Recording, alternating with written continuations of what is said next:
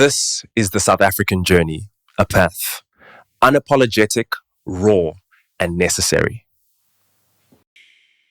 Welcome to the South African Journey audiobook series. Introduction. The Messiah of the Lie. How Mandela Took the Whole World for Fools. The same month, Mandela's secret prison letters were smuggled out and read at rallies. Letters preaching no forgiveness for enemies of the revolution was the very month an old go-go, old grandmother, walking with a stick, in my village, was dragged from her hut and burned. Alive, she was accused of nothing. She had committed no crime. Her only sin was being the mother of a suspected sellout. She burned because the crowd had been told, by words whispered from a prison cell, that collaborators must be cleansed with fire. I was there. I was 15. I watched her burn while the crowd danced around her agony. That was a ritual, a sacrifice to the god of revolution, and behind it all, letters from Mandela, sealed with fury, delivered with fire. This book is not for the faint of heart. It is not written to please. It is written because a nation has been poisoned, and truth is the only antidote. This is the book I've been afraid to write for 30 years, and now I write it not for vengeance, but for deliverance. She was old. Everyone called her Go-Go. She had gray hair tied in a scarf. She had no indepen, no army, no idea her name was on a death list that day. Her crime, her son. A grown man was suspected of being a sellout. She was punished for giving birth to him. They found her in the hut, sitting on the floor, boiling water for tea. They yanked her out like a rag, like a dog. She didn't even resist. She couldn't. Her knees buckled. Her arms shook. She kept asking, "Why, my children? Why?" No one answered. A tire was forced over her neck. Someone poured petrol. Another pulled out a match, and then the fire came alive. It licked her, not like a monster, not like an explosion, like a tongue, curious, deliberate. First her clothes, then her arms, then her hair. The scarf went up like dry grass. Her voice changed. No longer human screams turned to crackles. The body bent, twisted, collapsed, and still the fire fed, until the blackness became gray ash, and we watched. I watched. At 15 years old, I saw a human being turn into smoke. She didn't shout for help. She shouted for her son. "Tell him I forgive him." She cried as if this was still her last duty as a mother. No statue was built for her. No Truth Commission summoned her name. No reconciliation speech mentioned that moment. No documentary dared to play the scene. But I saw it. I remember the smell. I remember how the flames licked, slowly, like it was savoring her. I remember thinking fire was supposed to be fast, but this one took its time. And I say this now with trembling. This was not justice. This was not revolution. This was not the spirit of 1912 or the ANC of the church. This was a demonic sacrament taught in Lenin schools, carried in secret letters, preached with smiling faces, and watched by boys like me, until it burned into our bones, the burning of human beings alive. What the West calls necklacing was not some moment of madness from below. When was the last time you heard Mandela condemn a necklacing? Why are there no statues for the victims? It was a theological act for the Marxist-Leninist believer, a sacrament of appeasement, offered to the gods of revolution. Every tire pushed onto a trembling old woman's neck, every match lit by angry teenage hands was not just vengeance, it was Marxist purification. Destroy the counter-revolutionaries, cleanse the movement. The revolution must devour its traitors. These were not just chants, they were doctrines in Lenin's world. Anyone who delayed revolution was an enemy of history. In Joseph Stalin's world, even doubt was punished by death. In Mao Zedong's world, families turned on one another to prove loyalty to the cause, and in South Africa. Under the invisible spell of these red gods, children learned to set people on fire in the name of liberation. Mandela cannot be both, the man who brought communism into the ANC, and the saint who preached peace and forgiveness after the damage was done. He lit the match, then cried reconciliation while watching the house burn. He replaced a party of spiritual resistance with a party of ideological conquest. And now, that party is eating the country alive. While still chanting slogans from 1960, Nelson Mandela cannot have his cake and eat it. He cannot poison the well of the ANC with permanent revolution, class warfare, and racial antagonism, and then later pretend to offer forgiveness and unity once the damage is done. The pre-1940s ANC, under leaders like John Dube, Sefako Magotho, Sol Plaatje, Walter Rabasana, Pixley Kasim, and Dr. James Moroka, believed in non-racialism grounded in Christian ethics, petitioning and dialogue, not armed struggle, evolutionary inclusion, not violent antagonism. This was not weakness. It was principled African humanism. They believed that justice could be attained without hate. Nelson Mandela rejected this path. Influenced by Moses Kotane and the South African Communist Party, he began to frame the world in binary terms: oppressor versus oppressed, enemy versus comrade, permanent revolution, permanent struggle. He mocked the old leaders, calling them cowards. He helped draft the 1949 Program of Action, a radical break from the Angstreich Janspert roots, and engineered the ideological shift that welcomed communist infiltration. He didn't just change tactics. He changed the soul of the ANC. Dr. James Moroka, last Nobel President of the ANC, recognized the danger. He opposed the rising tide of militant communism and even testified in Mandela's treason trial calling for moderation. For this, Nelson Mandela and his faction labeled him a traitor. They pushed for his expulsion. Even though he had risked everything for the movement, it was Nelson Mandela who carried the ANC away from its original moral Christiangrand, who burned the bridge of forgiveness and constructed a war machine. Instead, you cannot train an entire generation to see the world through the eyes of hatred, struggle, class warfare, and then, decades later, preach peace and unity when it's politically convenient. Mandela poisoned the spring. He turned reconciliation into a public ritual. While leaving the ideology of permanent enemy intact, he introduced a political theology of struggle, where the ANC always sees itself as victim and liberator, never responsible. He left a legacy where power is maintained through conflict, not consensus. Mandela's later gestures of peace were not enough to erase the foundational shift he caused. He helped install a political DNA rooted in Marxist antagonism. He opened the door to cadre deployment, racial politics, and state collapse by elevating the party over the nation. He damned the soul of the ANC. And no rainbow flag or rugby jersey can cleanse that original betrayal. You cannot drink poison for decades and expect healing in a single day. You cannot call the righteous cowards, radicalize the ANC, and then mourn the monster it became. Mandela was not the Messiah. He was the man who traded ethics for Marxist Italo. And now South Africa drinks daily from the poisoned well. Where am I heading to? Let me be blunt. There is a lie at the center of South African history. A soothing, polished lie. The lie says, Nelson Mandela led us to freedom, and through forgiveness healed the nation, but behind the rainbow imagery and saintly statues is a darker truth. Mandela poisoned the spring, and then tried to sell the nation a glass of clean water.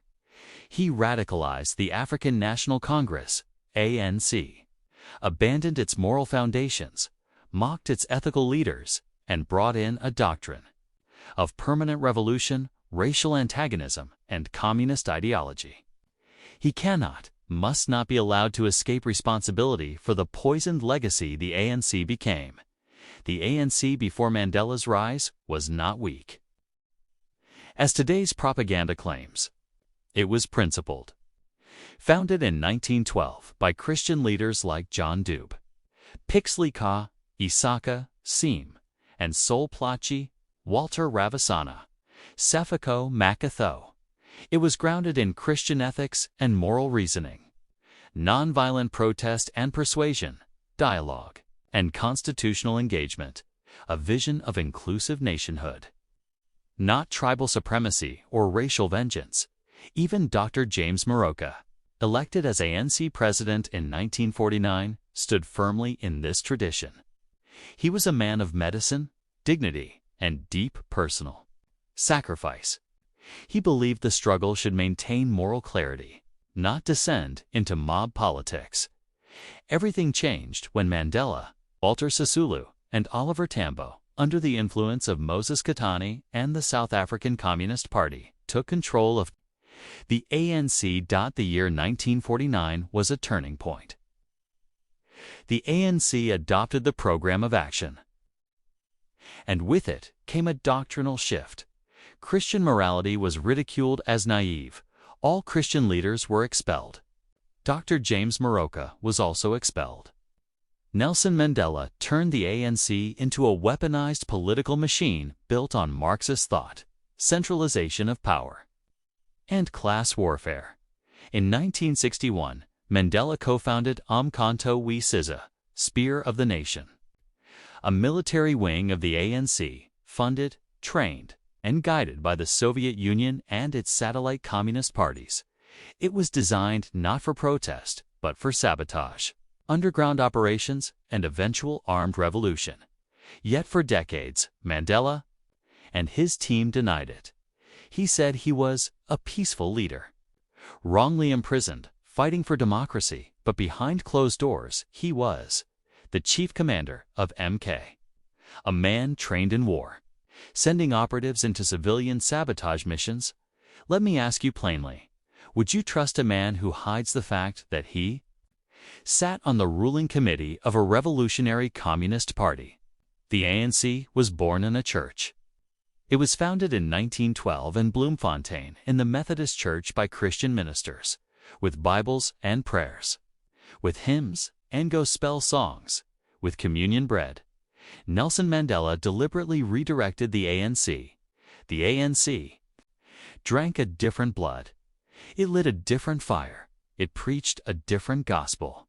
And this is how it happened. Chapter 1. Once upon a time, Nelson Mandela had a marriage that looked like it was made in heaven. Evelyn Mays was not only his wife, but his moral anchor, a devout African Christian woman who built a stable home while her husband walked in the hallowed footsteps of giants like Sefako Makatho, Walter Rubasana, Sol Plaatje, John Dube, Dr. Moroka. These men, pioneers of the early African National Congress, were Christian intellectuals, steeped in the African church tradition, and tethered to a worldview where theology and reason, like in the thought of Thomas Aquinas, were inseparable. That was the milieu. That was the ANC Mandela first found himself in. But somewhere along the road, Mandela veered off that path. He embraced communism, aligning himself not with African spirituality and Christian reasoning, but with Marxist dogma. That shift wasn't just ideological. It tore apart his household. Evelyn, true to her faith and culture, fought to bring her husband back, spiritually and emotionally. She resisted the change. But Mandela, consumed by a new revolution, asked for divorce, and in his own words, words that were edited out in later publications of Long Walk to Freedom, he confessed the truth. He admitted that after leaving Evelyn, he went down a path of immorality. That wasn't the language of liberation. That was the cry of conscience. He knew what he was doing. This wasn't about freedom, it was about forsaking something sacred. Then came Winnie Mandela, late teen, young, beautiful, fiery. The cameras loved it. So did the movement. The images remain: parades, rallies, headlines. But what lies beneath? Glamour is loud, but it doesn't say much. What we do know is that Winnie Mandela later became a lightning rod for both adoration and infamy. And accusations of murder and sleeping with young men in front of Nelson Mandela. We know very little, except that it happened on the stage. Not the altar. That path of immorality Mandela referred to was not just about women. It symbolized the wholesale abandonment of a deeply rooted tradition. The ANC of John Dube Makatho Rubusana was Christian, rational, nation-building. Mandela's new ANC, especially after 1960, was militant, Marxist, and rooted in revolutionary dogma. He did not just change partners, he changed purpose. The theology of the ANC was replaced with the ideology of Lenin. Fast forward decades later, to his twilight years with Graca Machel. Here was a different Mandela, aged, powerful, but introspective. Graca tells of how he would sometimes sit for hours, motionless, silent, not asleep, not resting. Just gone somewhere far. Deep in his mind, haunted. Haunted not by enemies, but by history, by decisions made, roads taken, values forsaken. That silence wasn't peace. It was torment. It was the silence of a man who had walked away from Evelyn, from African Christian values, from the cause of moral liberation into a new gospel of power, revolution, and compromise. Perhaps Mandela, in those long silences, saw the ghosts of his old comrades, the early saints of the ANC watching, asking, "Why did you leave our path?" He had won the world's praise, but did he lose his soul? His marriage to Graca Machel may have brought global celebration, but behind the applause, there sat a man, still withdrawn, staring into space. Not the face of freedom.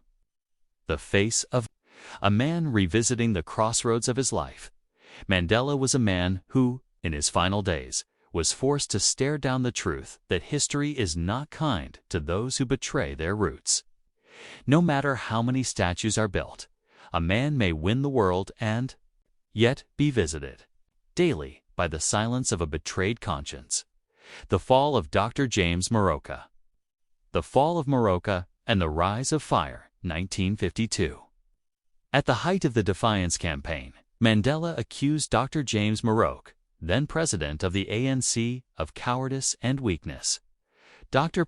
James Moroka, a Christian doctor and a man of deep humility, had pleaded for moderation. He had warned of chaos. For that, he was humiliated, pushed a chair, and fell down in shame. His dignity meant nothing in the new ANC that was being born. The Congress was no longer a gathering of elders and educators. It was becoming a battleground. Mandela, with his comrades in the ANC Youth League, redirected the river, and it has flowed that way ever since today. The marks remain. The ANC, once rooted in Christian values, African customs, and constitutional reasoning, was infiltrated by communist ideology, foreign slogans, clenched fists, and militant posturing. Even today, the party's internal contradictions echo from that pivot. Mandela broke the line of the founding grandfathers. He abandoned their method, their patience, their belief in persuasion over revolution. History demands we speak both grace and grit. This is not an attack. It is a reckoning. Mandela was not a continuation of Makoth, Upwatia, or Rabasana. He was a rupture, and history must be brave enough to hold both truths, that a legend rose, and in doing so, silenced a lineage of dialogue that was already building something real. We must learn from that, not in bitterness, but in balance. Whose son was Nelson Mandela, really? He was born in the Eastern Cape, not far from the moral thunder of T.O. Soga, the great African theologian and first ordained Black Presbyterian minister. A man of soul, scholarship, and sacrifice. That region breathed dignity, mission schools, Christian values, and ancestral depth. Mandela walked those same hills. He was influenced by Sefako Makado, a disciplined Methodist and the second president. Of the ANC, a man who believed leadership was service, not spectacle. He was married to Evelyn Mays, a devoted Christian and nurse, a woman of quiet strength. But in time, he abandoned her both emotionally and politically, accusing her of being too religious, too Christian, and in that moment, a turn began. From the moral clarity of the missionaries, from the African Christian lineage of John Dube, Walter Rubusana, and Sefako Makwetho, Mandela turned toward Marx, Dr. James Moroka, a president who defended Mandela during the treason trials, tried to pull the ANC back from the cliff. He saw what was happening, the hijacking of the ANC by external ideologies, foreign to African soil. He called for reason, reform, and restraint. But Mandela and his faction saw him as a relic, a man of the past. They led a campaign to expel him, calling him a sellout and coward. His crime? Advocating for moderation and peace, the very values Mandela would later claim to champion. This wasn't just a power struggle. It was a coup against the conscience of the movement. We must ask, why? Why did a man raised in African traditionally, houses and African values, with the influence of Christian tradition, turn his back on that foundation to embrace an ideology that came from European atheists with no understanding of African life? Was this strategy, or was it surrender? The communists. In South Africa at the time were white intellectuals, mostly Jewish émigrés, academics, and doctrinaire Marxists. They saw the ANC as useful, and Mandela, burning with youthful ambition and thirst for influence, let himself be drawn in. He aligned with Moses Kotane, Joe Slovo, Ruth First, Hilda Bernstein, and the rest of the South African Communist Party. And in doing so, he left behind something sacred, the black leadership tradition rooted in the church, in the village, in the language of elders, in the quiet dignity of our ancestors. He would later walk confidently into courtrooms with a clenched fist, quoting Marx and Lenin, not Walter Rubusana and John Dube. He would wear the military fatigues of Umkhonto we Sizwe, founded under communist influence. Rather than the scholar's robe of African tradition, he would be celebrated abroad not by black African thinkers, but by European radicals. So what are we to make of this? Was it bold strategy, or was it inferiority complex dressed up as revolution? Mandela was brilliant. But brilliance can bend. And perhaps, in those decades of fire and fury, he bent too far. He walked away from the clarity of his fathers and into the fog of borrowed ideologies. He exchanged the trodden path of Sefako Makwetho, Walter Rubusana, for the slippery stage of Marx. He sought revolution. And today, we still live under that shift. The ANC never returned to its moral spine. It became addicted to the language of struggle, not the language of wisdom. It copied the forms of communism without its discipline and forgot the heart of its own African. Whose son was Nelson Mandela? Really? Let us revisit that. He was born in the Eastern Cape, under the influence of Tio Soga's Ghostaland, where mission schools taught not just literacy, but character. He was shaped by the discipline of African Christianity, by the sober dignity of Methodist order, and the firm but gentle hands of black leadership men like Sefako Makwetho, a Methodist minister, a politician, a moral man. Mandela once said that he was spellbound by the example of Sefako Makwetho. So much so that when his first son was born, he named him Makwetho Mandela, tribute to a man whose quiet wisdom had left a mark on his soul. Then he turned and, yet despite this foundation, Mandela turned. He married Evelyn Mays, a nurse and Christian woman grounded in faith and family. But that marriage did not last. Mandela accused her of being too religious, too conservative, too unwilling to match his political fire. The real reason was deeper. He had already begun moving away, not just from her, but from the values they once shared. In his own words, his own mouth, Mandela later confessed, After I left Evelyn, I followed a path of a moral life. He said it clearly, but when the manuscript of Long Walk to Freedom was edited and prepared for global publication, those words were removed, censored. Chapter 2. We do not question Mandela to destroy him. We question him to understand the cost of veering off course. He was a man of brilliance and courage, yes, but also a man of contradictions. And we must ask, what would South Africa have looked like if Mandela had remained faithful to the path of Sefako Makotho, Walter Rabusana? What if he had led not with foreign fire, but with ancestral light? These are not accusations.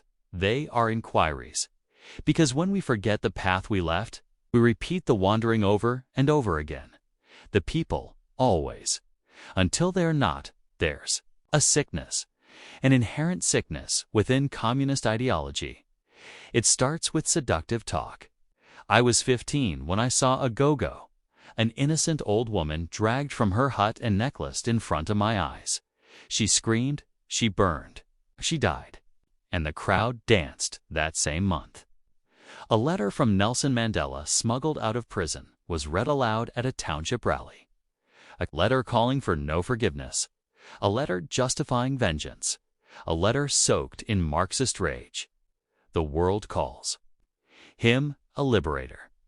I call him what he really was, a smiling Satan in a designer suit.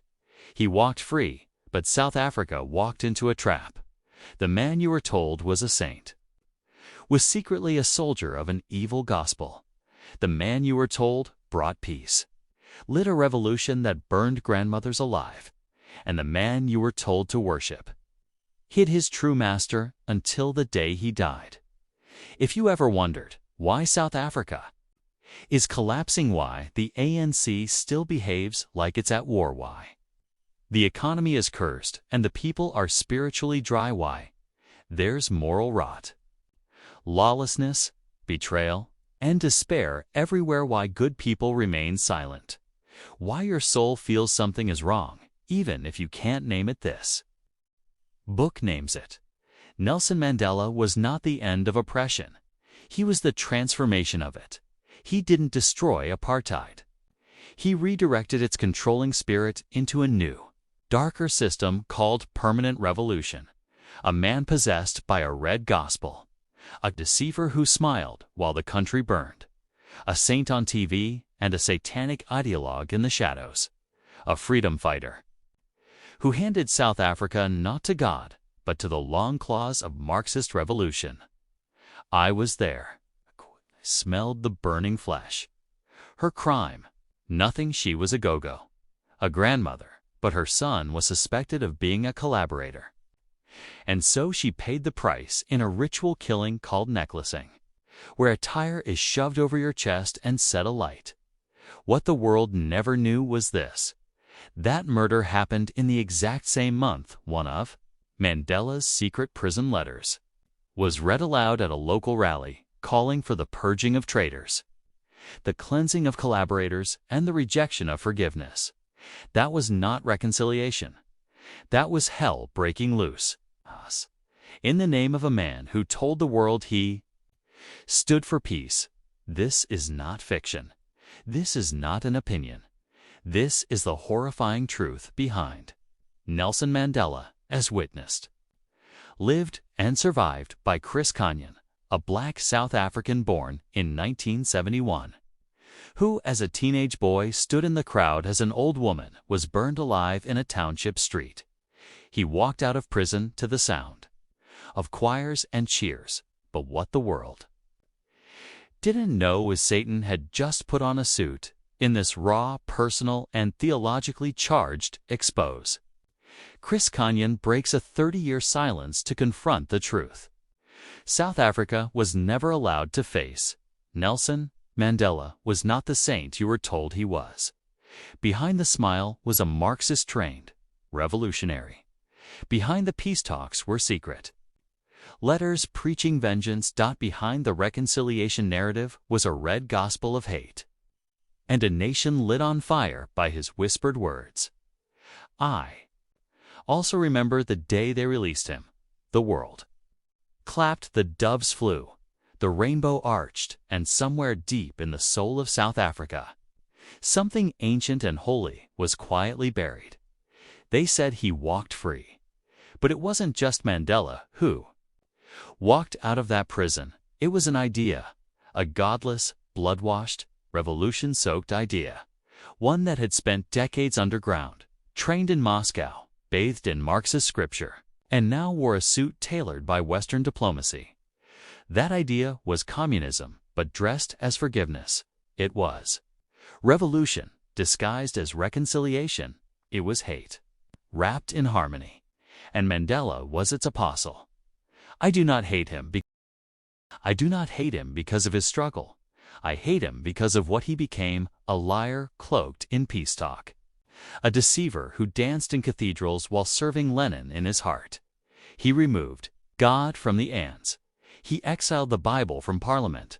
He kissed the cross in public, but prayed to the party in secret.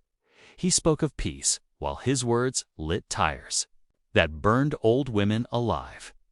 When 1994 came, it looked like a rainbow, but behind the scenes, the newly democratic ANC brought with it centralized control of the economy, state tenders, nationalization threats, race-based redistribution aligned with Marxist notions of group identity, cadre deployment, a Soviet-style party-state fusion suppression of dissent through propaganda and state media, destruction of religion in politics, and elevation of party as moral guide. In short, the ANC did not transition from Soviet lead training into Western constitutionalism.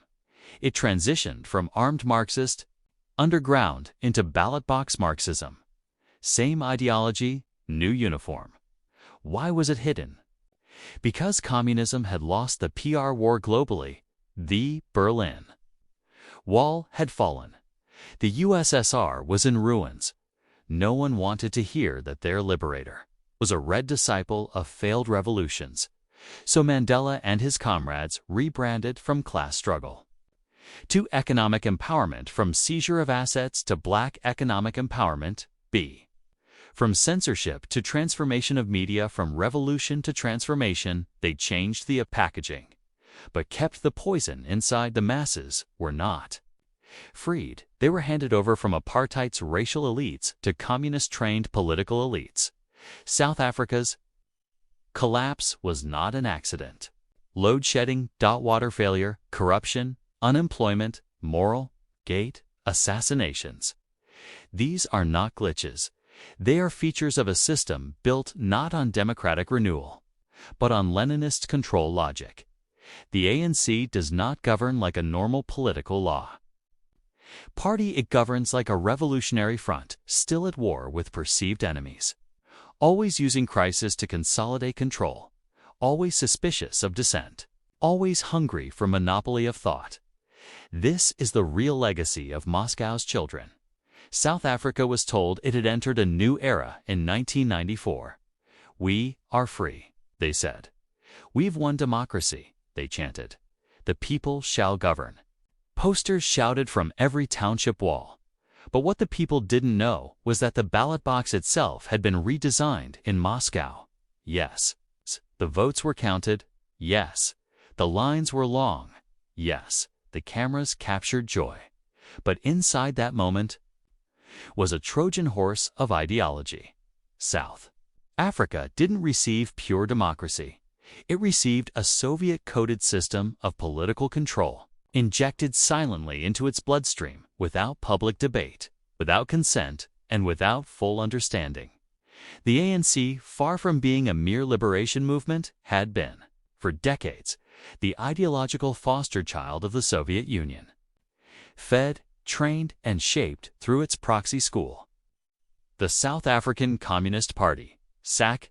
If Mandela were truly the saint he was made out to be, he would have stood up, looked the world in the eye, and said, "Yes, I was a communist. Yes, I believed in revolution, but I've changed. I now walk a different path." And you know what? The Christian West would have forgiven him, because that's what Christian civilization is built on. confession, repentance, redemption, grace, after truth instead. Mandela chose the path of calculated silence. He did not repent. He camouflaged. He did not confess. He curated. He chose media manipulation over moral clarity. And that's the unforgivable part, because he used the world's longing for a redeemer and turned it into a stage for deceit. He pretended to be the prodigal son, but never told the people what he was returning from. He could have said, "I was a Marxist. I believed in class war. I helped design an underground movement, but I've come to see that only peace, free enterprise, and faith will save South Africa." That would have made him a man, a lion, a leader. But instead, he buried the truth like a weapon for later use. He kept the communist engine humming behind the curtains, while feeding the people a theatrical version of himself. That is not a saint.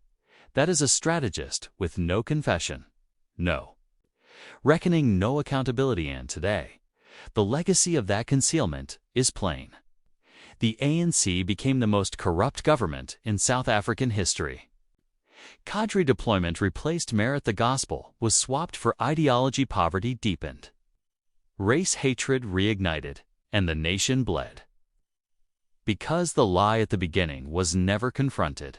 If a man has to hide his core beliefs to win the world, did the world ever really know him? Mandela stood on the podium of the nations, not as a man of confession, but as a master of concealment. He gave the world what it wanted, a soft-spoken saint. And in return, they gave him the world, the votes, the riches, the worship. But beneath the suit and smile was not the lamb. It was the red beast of revolution. And now, the collapse of South Africa testifies, not to the greatness of Mandela, but to the price of swallowing a lie wrapped in song. The world didn't meet the real Mandela. They met a product, a polished projection, a political Jesus manufactured in the studios of CNN and BBC. He was not a liberator. He was an illusionist. He allowed his true identity, the revolutionary, the ideologue, the shadow committee man, to be buried. And, like sheep, the world applauded their own hypnosis. They crowned him king, while he never told them which kingdom he truly served. Chapter 3. Robben Island, the Communist Classroom. History often paints Robben Island as a monastery of suffering, a lonely island where Mandela emerged as a peaceful sage. But behind the bars, a very different Mandela was at work, not meditating, in silence, but lecturing like a revolutionary professor. Crafting a blueprint for a Marxist South Africa, Robben Island was not only a prison, it was a school of ideology, a war room behind bars, a place where Mandela, like Hitler writing Mein Kampf, developed and taught the mental machinery of permanent revolution. 1. Robben Island was his classroom. Mandela did not waste time in his cell. He organized study groups among political prisoners. He taught courses in Marxist theory, class struggle, and dialectical materialism. He developed a political curriculum that framed South Africa's future as one of liberation through state control, not individual freedom. He wasn't just resisting oppression, he was programming minds, and the operating system he installed was communism with African skin. 2. His idol was not Walter Rabasana, but Fidel Castro. Mandela admired Fidel Castro, Ho Chi Minh, Che Guevara, and Mao Zedong. Not once did he publicly praise democratic models of liberty, like George Washington, Thomas Jefferson, or Mahatma Gandhi's spiritual nonviolence. To Mandela, the path forward was not about building free citizens, but about building liberation armies and centralized state control. He saw the state as the weapon, the party as the vehicle, the enemy as permanent. And at Robben Island, he indoctrinated hundreds of inmates, men who would later fill the corridors of power. After 1994, with that very ideology. 3. The birth of the modern ANC bureaucrat. What? The birth of the modern ANC bureaucrat. What do you see today in the ANC? Arrogant, lazy politicians who believe they are owed power. Corrupt officials who see state jobs as struggle compensation. Ministers who quote slogans instead of implementing policy. This behavior didn't emerge from nowhere. It was cultivated in prison.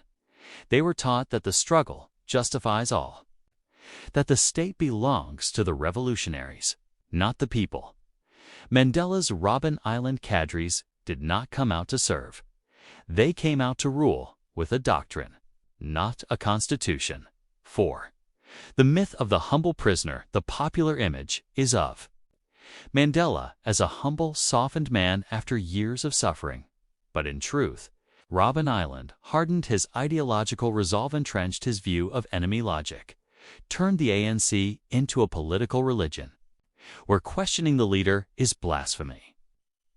While the world saw a statesman in the making, a party general was being forged, surrounded by men who would one day control the police, the treasury, the intelligence services. Mandela wasn't just a prisoner. He was the professor of the revolution. Robben Island was his lecture hall. And South Africa today lives with the consequences of what was taught behind those walls. 5. From chain. Gang to chairmanship mean the same way Hitler used Mein Kampf to seed the Nazi Party's rise. Mandela used prison as an incubator of ideology. The seeds he planted grew into cadre deployment, tone party, arrogant state, centralization, bureaucratic corruption, permanent racial grievance. He never renounced these foundations. He only coded them in reconciliation language after their roots had already grown deep. Mandela walked out of prison holding a flower in his hand. But the soil beneath that flower was red with the ink of Marx and the ashes of a moral ANC. Final word. Robben Island did not purify Mandela. It sharpened him, focused him, and gave him disciples. He entered as a rebel. He left as a revolutionary messiah, ready to redeem South Africa, not through freedom, but through ideological conquest. And so we must repeat for emphasis. When people speak of Robben Island, they picture a place of sorrow, a lonely, wind-swept prison that broke men down, a place where Nelson Mandela, stripped of everything, somehow rose above hate and emerged purified. But that's the story they want you to believe. The deeper truth is more complex and more dangerous. Robben Island was not just a prison. It was a school of ideology, and Mandela was not just a prisoner. He was a teacher, a man indoctrinating others with the radical political ideas that would later define post-apartheid South Africa. To understand the damage that began on that island, we must first understand a name that strikes terror into the 20th century. Adolf Hitler and his book, Mein Kampf. 1. What was Mein Kampf, and why does it matter? Mein Kampf, meaning my struggle, is the book Hitler wrote while imprisoned in 1924. During that time, he reflected on his defeat, blamed enemies, laid out a long-term political vision, and converted his fellow prisoners into ideological disciples.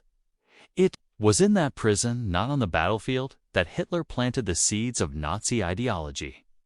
He reframed his personal suffering into a collective mission. And he used his prison sentence to reshape the minds of those around him. When he left, he didn't leave as a broken man. He left with a vision, a doctrine, and a following. That is the chilling parallel to Robben Island, a South African Mein Kampf, like Hitler. Mandela entered prison not as a nobody, but already as a prominent activist. He was not a grassroots struggler with no political compass. He was a high-ranking, communist-trained revolutionary, closely linked to Moses Kotane, the South African Communist Party, and Soviet-aligned liberation movements. While the world imagined Mandela silently breaking rocks, the real work was taking place inside the prison walls. Political education, classes study groups on Marxism, Leninism, Maoist moral law, Discussions on what South Africa will look like after we win. Mandela became a professor of ideology. His prison lectures were not philosophical reflections on peace. They were political training grounds, laying the foundation for one-party dominant state. Power as a revolutionary tool, framing the ANC as permanent liberators, never as servancy, taught men that freedom was not the end goal. Power was, and revolution must never end, even after the enemy is gone. The men Mandela trained in prison are the same men who now run corrupt State Departments. Worship the ANC as if it is a divine movement. Treat criticism as betrayal. Believe that public office is a reward, not a duty. This is no accident. They were taught that the ANC is the only legitimate custodian of the nation, a political, broad church, whose priests were born in prison and raised in struggle. From the very beginning, they saw South Africa not as a democracy, but as a liberated zone now owned by the victors of war. It is true that Mandela spoke of peace and unity after prison, but by then, the ideological infrastructure was already in place. A worldview of perpetual struggle, a culture of blaming external enemies, psychology of victimhood as power, and a loyalty to the party above the people. He could not undo what he had spent decades teaching, just as Hitler's Mein Kampf could not be erased by later apologies. Mandela's Robben Island curriculum cannot be erased by handshakes and rugby jerseys. The ANC became what it was taught to become. Final word. Robben Island was not a monastery. It was a military academy of ideology. Mandela was not only a prisoner. He was a professor, a party general, and an ideological engineer. And today, South Africa is the product of what he taught. Before we build a new nation, we must first ask, what exactly did Mandela plant in the minds of those prisoners? Because the fruit of that tree is what we are all forced to eat today. Robben Island did not purify Mandela. It sharpened him, focused him, and gave him disciples. He entered as a rebel. He left as a revolutionary messiah, ready to redeem South Africa. Not through freedom, but through ideological conquest. In the same way Hitler used Mein Kampf to seed the Nazi Party's rise, Mandela used prison as an incubator of ideology. The seeds he planted grew into cadre deployment tone, party arrogant state, centralization, bureaucratic corruption, permanent racial grievance. He never renounced these foundations. He only coded them in reconciliation language after their roots had already grown deep. Mandela walked out of prison holding a flower in his hand. But the soil beneath that flower was red with the ink of Marx and the ashes of a moral ANC. You cannot build unity on top of a lie. Mandela's revolution gave birth to an ANC that no longer respects the people, the law, or the dream of shared citizenship. And until we admit that he poisoned the spring, we will keep drinking from this bitter, polluted stream, wondering why the water still tastes like war. It is time to speak with unflinching honesty. The old ANC was buried under Mandela's revolution. South Africa's moral fabric was shredded when the ANC embraced communist antagonism. Mandela's late-stage forgiveness was noble, but too late, and too shallow if we want to rebuild South Africa. We must start by telling the truth about how it was broken. Mandela cannot be both the man who brought communism into the ANC and the saint who preached peace and forgiveness after the damage was done. He lit the match, then cried reconciliation. While watching the house burn, he replaced a party of spiritual resistance with a party of ideological conquest. And now, that party is eating the country alive while still chanting slogans from 1960. Chapter 4. Letters of Fire. How Mandela's prison writings lit the match. The world was told that Nelson Mandela sat quietly in Robben Island, longing for peace, forgiveness, and unity. Nelson Mandela wrote letters and issued them out. This is another truth, one that smuggled its way out of prison, inked in calculated fury, shaped by Leninist doctrine and designed to keep the war alive even while he was behind bars. These were not just letters. These were tactical communiques, and they did not preach peace. They instructed revolution. They inspired death by burning tires. They set minds on fire long before. South Africa's towns burned. 1. The smuggled letters. Weapons of psychological warfare. Mandela's letters from Robben Island were never just personal. They were encoded messages, often smuggled out by trusted comrades and relayed to ANC networks in Lusaka, Mozambique, and across townships.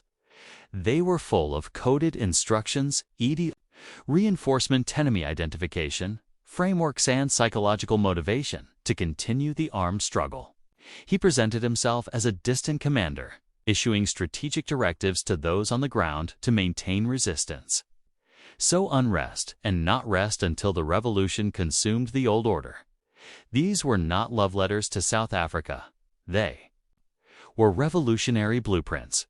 2. The doctrine behind the pen. Lenin's shadow. Mandela was trained in the doctrine of Leninism. The Lenin School, based in Moscow, trained thousands of African communists and revolutionaries. Its teachings were simple but devastatingly effective. Sabotage is legitimate. Infiltration is strategy. Camouflage is survival. Every institution must be captured and turned. The enemy must not be debated.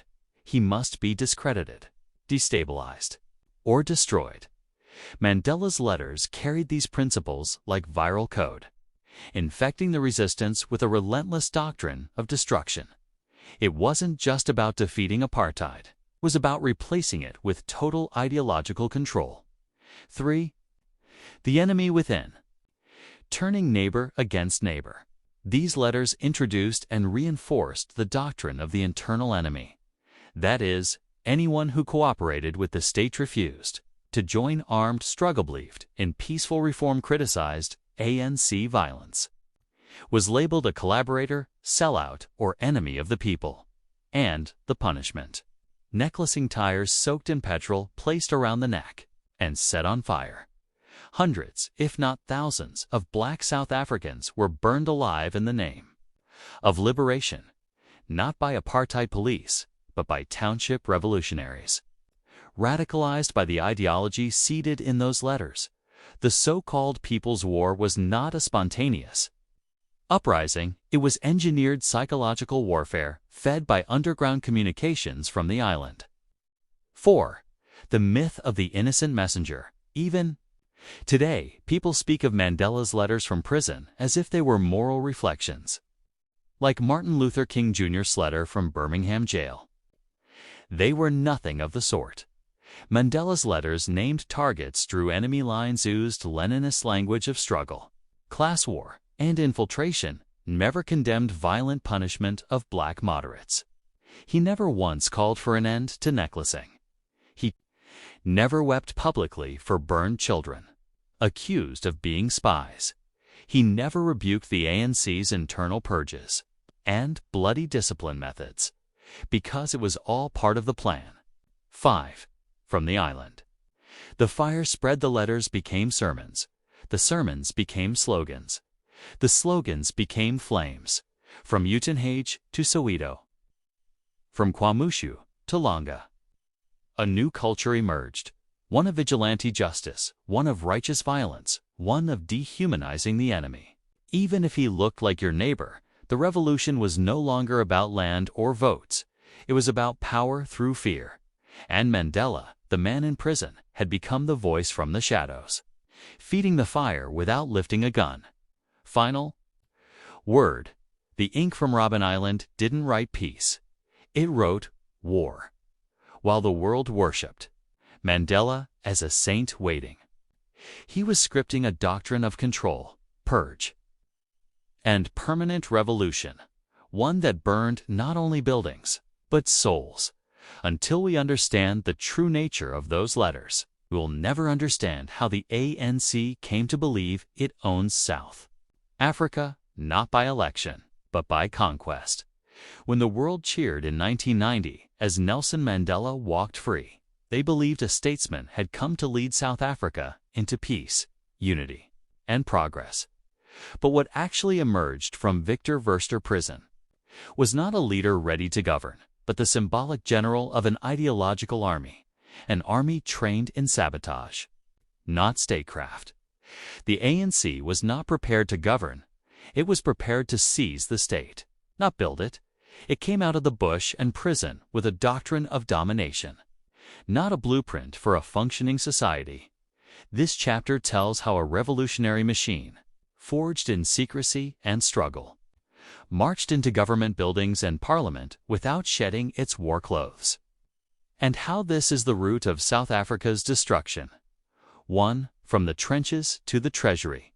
The illusion of readiness. The ANC told the world it was ready to govern. But governing requires institutional knowledge, policy planning, public administration skills, national economic understanding, civil service ethics, a service delivery mindset. The ANC had none of these. It had slogans, guerrilla tactics, loyalty, networks, enemy mindsets. It had been forged in exile, in bunkers, in bush camps, in jail cells. And it was mentally locked in the framework of war, where the aim is to crush opposition, not build coalitions, to cadre deployment, infiltration, not merit instead of appointing competent professionals. The ANC unleashed the Leninist strategy of cadre deployment. Loyal foot soldiers were placed in every department. Public service became a political weapon state. Organs were no longer neutral. They became extensions of the party. This was not transformation. It was occupation. Every hospital, municipality, court, school, and SOE became a cell in the ANC's control grid. Merit was discarded. Loyalty was supreme. Corruption was inevitable. You don't build a country with foot soldiers. You build it with engineers, educators, planners, and patriots. But none of them were trusted because they weren't comrades. 3. Enemies everywhere. The war mindset continues even in power. The ANC could not abandon the language of struggle. The press became counter-revolutionaries. Business became white monopoly capital. Opposition became racists or colonial agents. Whistleblowers became sellouts instead of fostering peace. The ANC invented new enemies to keep the revolutionary fire alive. That's why it's been 30 years, and we still hear the same chants. Down with apartheid. Forward to the revolution. The struggle continues. They are in office, yet still pretend they are in exile, because psychologically, they never left the bush. For power, not progress.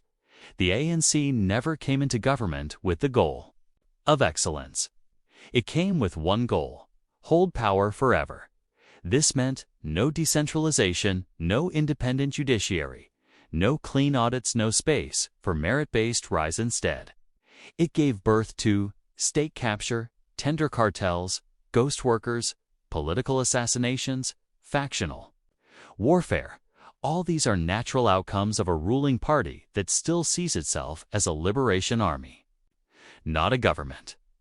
5. The destruction was by design. This wasn't just incompetence. It was the inevitable fruit of a movement that was trained to destroy. Rewarded struggle, loyalty over skill, trusted ideology over evidence, confused revolution with governance. Mandela never dismantled the ideological machine. He allowed it to enter the union buildings intact. He did not reform it, he legitimized it. And so the ANC, with fists in the air and fire in its slogans, walked into Parliament as if it were a battlefield and saw every part of the state as spoils of war. Final word. They marched from Robben Island to the Union buildings, not as public servants, but as victors of a long war. They didn't come to heal. They came to conquer. They didn't come to fix the country. They came to possess it. And now the nation bleeds from every artery, not because it was never free, but because it was handed. over to a political army with no peace plan. A strange thing happened after EMC took over. The African National Congress did not become a political party in the normal sense.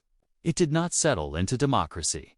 It did not submit itself to accountability or healthy criticism.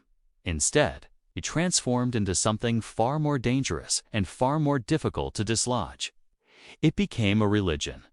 Not a religion of God, not a religion of love or liberation, but a political cult, where the party became God and loyalty replaced logic. In this religion, the greatest sin is dissent. The holiest act is obedience to the high priest of the party, and the people themselves, black, poor, unemployed, broken, have become the burnt offerings. 1.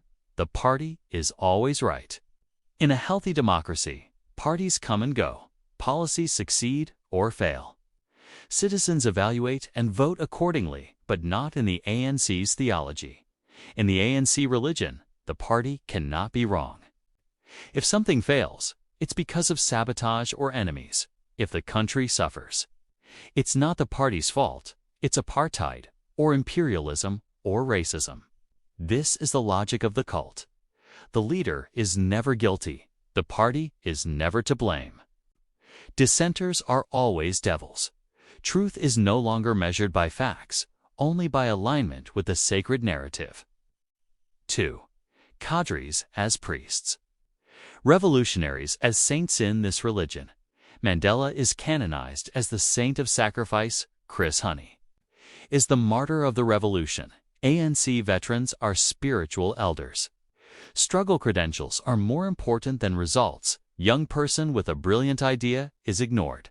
An old cadre with no plan but a resume from 1984 is worshipped. Competence is irrelevant.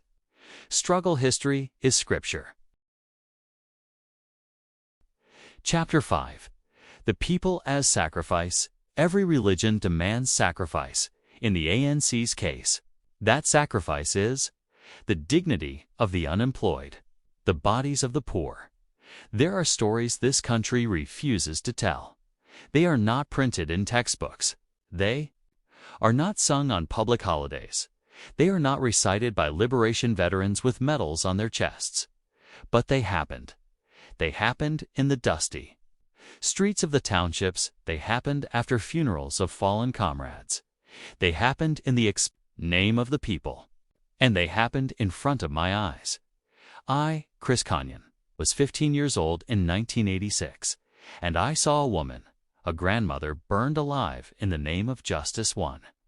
Her name is forgotten, but her death screams she was just an old woman, a go-go, frail, innocent, nameless now, living quietly in Adert hut, a mother, a grandmother, a human being. But her son was accused of being a sellout, a suspected informer. He wasn't there. He never had a trial. There was no proof, no voice of reason. And so the mob came. After a comrade's funeral, when the pain was hot, the blood was boiling, and the slogans filled the air. They came, we came. I was there too, pulled like an animal. They pulled her out of her hut like a dog being dragged to slaughter. She begged, she screamed, she cried in a language too human for the ears of the possessed. She was thrown into the street, beaten, kicked, humiliated, and then the tire came. Like a ritual tool passed between priests of wrath, they forced it around her neck, poured petrol, and lit the match. 3. Fire is not a metaphor. Fire did not liberate. It did not cleanse. It did not deliver justice. It devoured her. It turned her into a silhouette of pain. Her hands twitching, her mouth open in silent agony, flames dancing like demons around her neck. I was 15. I stood there. We were all there. The crowd sang. Some danced, some shouted praise, but could not move. I watched her eyes until they stopped moving, and a piece of me died in that smoke. For who were we becoming? This wasn't an act of war. This wasn't resistance. This was madness. Baptized in slogans, we had been told, "The enemy is among us. Informers must die. The revolution must be defended at all costs.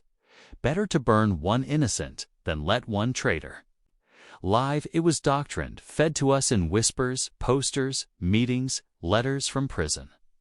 Speeches in the shadows. The tire became our noose, and we thought we were freedom fighters. But we were carrying out executions without trial. We had become our own executioners. 5. The party looked away. The ANC in exile knew. They knew that necklacing was being used as punishment. They knew women and children were being burned alive. They knew it wasn't just enemy agents. It was neighbors, mothers, pastors, school teachers. They knew, and they said nothing. Winnie Mandela once said, "With our boxes of matches and our necklaces, we shall liberate this country." The world cheered. The media romanticized the pain. And those of us who saw the fire were told, "Don't talk, don't shame the struggle." But the truth must speak. 6. Confession is not betrayal, it is redemption. I write this now not to point fingers at others. I write this because I was there. I saw it. I remember, and the world must remember. 2. We cannot build a moral nation on lies of glory and silences soaked in blood.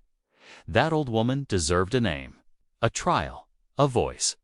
Instead, she became a flame in the street, and no monument was ever built for her.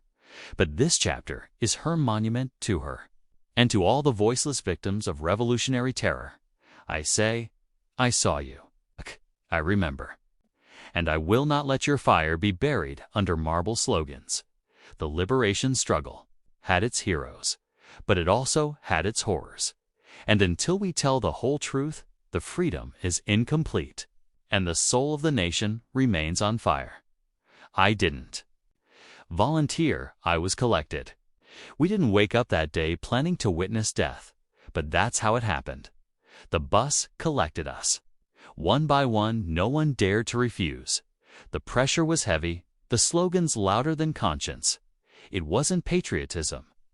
It wasn't discipline. It was emotional conscription, the kind that fills children's minds with purpose before they even understand life. Solomon Malangu was just a teenager when he picked up a gun. Thousands of others followed, not through recruitment offices, but through trauma, manipulation, and peer pressure in dusty streets. We weren't trained, we were transformed. From boys into vessels of rage, from sons into soldiers, from human beings into shields for the party. The hopes of the youth, the schools, clinics, and electricity that never arrive. The people are told to suffer, to wait, to believe just a little longer. The ANC brought you freedom. They say the ANC is your savior. But what good is freedom when you live in filth? You are unemployed at 28. You fear criminals more than police. You watch tenders feed the rich while your child starves. This is not liberation. It is ritual poverty, a never-ending offering to a false god. For blasphemy and excommunication in the ANC religion, speaking truth is blasphemy. Questioning corruption is apostasy. Exposing secrets is treason. Whistleblowers, like Babita Deokaran, are not hailed as heroes, they are sacrificed. Municipal officials who resist corruption are gunned down. Honest ANC members are silenced or exiled. The press is labeled anti-transformation. The judiciary is accused of white bias. Anyone who steps out of line is not debated. They are destroyed. This is not politics. This is purge culture. Wrapped in robes of righteousness. 5. No exit, no end, only worship in religions. There is repentance, redemption, renewal, but not in the ANC. There is no exit strategy. No, we failed. Let's step down. No humility. No apology. no reform. There is only the hunger for more power, more loyalty, more myths. They believe they are the beginning and the end. The ANC will rule until Jesus comes, said Jacob Zuma. That is not politics, that is prophecy, and it reveals the true mindset. The party is not a servant of the people. It believes it is above them. The ANC is no longer a party. It is a God that cannot be questioned, a God that demands sacrifice, a God that will burn the country before it admits its own sins. And unless South Africans wake up and reject the cult of liberation, they will remain like temple worshippers starving outside the gates, while priests dine in gold-plated offices built on struggle songs and stolen billions, and we children became accomplices to a ritual execution. The idea to burn people didn't come from heaven. It wasn't ancient. It's African justice. It was taught. It came through slogans, through ANC, underground cells, through letters smuggled from prison, through commands from Lusaka, through figures like Winnie Mandela, who said, "With our boxes of matches and our necklaces, we shall liberate this country." It was method, not madness. It was tactic, not accident. And it was carried out by children, because children are the easiest to manipulate.